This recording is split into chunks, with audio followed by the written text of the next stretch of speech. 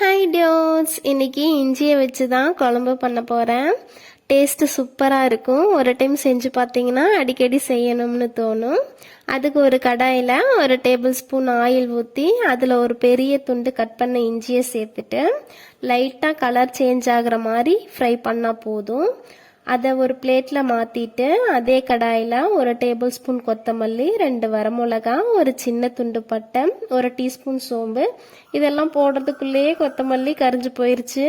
நீங்கள் கரிஞ்சு போகாமல் பார்த்துக்கோங்க. கரிஞ்சாலும் டேஸ்ட்டு நல்லா தான் இருக்கும். குழம்புல தான் அங்கங்கே கருப்பாக தெரியும். கரிஞ்சதையும் ஒரு பிளேட்டில் மாற்றிட்டு அதே கடாயில் 10 சின்ன வெங்காயம், 3 பல் பூண்டு, 3 மீடியம் சைஸ் தக்காளி எல்லாம் போட்டு வணங்கினதுக்கப்புறம் அடுப்பை ஆஃப் பண்ணிவிட்டு ஒரு கைப்பிடி தேங்காய் சேர்த்து ஆறுனதும் அரைச்சி எடுத்துக்கோங்க. பார்த்தீங்களா, அங்கங்கே கருப்பாக இருக்குது.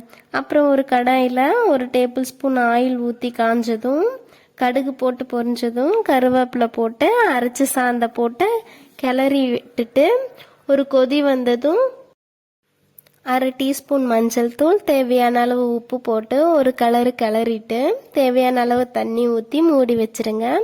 எண்ணெய் பிரிஞ்சு வர வரைக்கும் நல்லா கொதிச்சதுக்கப்புறம் மல்லி இலை தூவி இறக்குனா சூடான சுவையான ஹெல்த்தியான இஞ்சி குழம்பு ரெடி. டைஜஷன் ப்ராப்ளம் இருக்கிறவங்க இந்த குழம்பு அடிக்கடி செஞ்சு சாப்பிடுங்க. வீடியோ பிடிச்சிருந்தா சப்ஸ்கிரைப் பண்ணி சப்போர்ட் பண்ணுங்க. அவ்வளோதான், டாட்டா.